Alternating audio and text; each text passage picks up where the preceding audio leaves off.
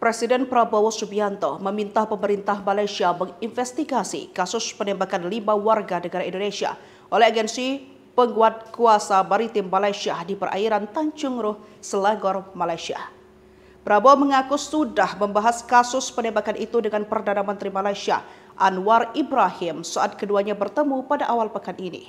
Mantan Menteri Pertahanan ini yakin pihak Malaysia akan melaksanakan penyelidikan terkait kasus itu.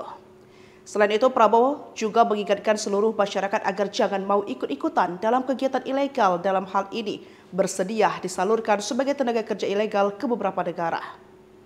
Sebelumnya dikabarkan aparat Malaysia menembak WNI menyebabkan 1 korban tewas pada Jumat 24 Januari 2025 sekitar pukul 3. Berdasarkan komunikasi KBRI Kuala Lumpur dengan kepolisian di Raja Malaysia, penembakan terjadi saat APMM menghentikan WNI yang diduga hendak keluar dari Malaysia melalui jalur ilegal.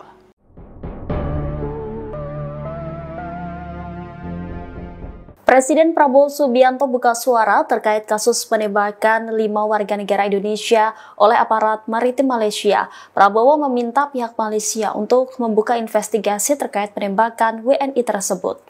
Demikian disampaikan Presiden Prabowo Subianto seusai menghadiri acara Rapim TNI Polri pada Kamis 30 Januari. Prabowo mengaku sudah membahas kasus penembakan itu dengan Perdana Menteri Malaysia Anwar Ibrahim saat keduanya bertemu pada awal pekan ini.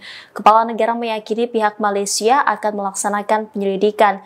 Dalam kesempatan itu, Prabowo juga mengingatkan warga Indonesia agar jangan terlibat dalam kegiatan ilegal. Ia meminta rakyat jangan mau dibohongi oleh sindikat penyeludup yang menjanjikan mengirim ke negara lain.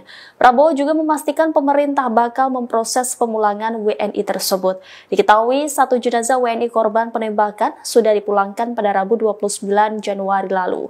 Sejauh ini KBRI Kuala Lumpur tengah memproses pemulangan 2 WNI yang sebelumnya dirawat di Rumah Sakit Malaysia setelah proses penyelidikan oleh kepolisian negara setempat selesai.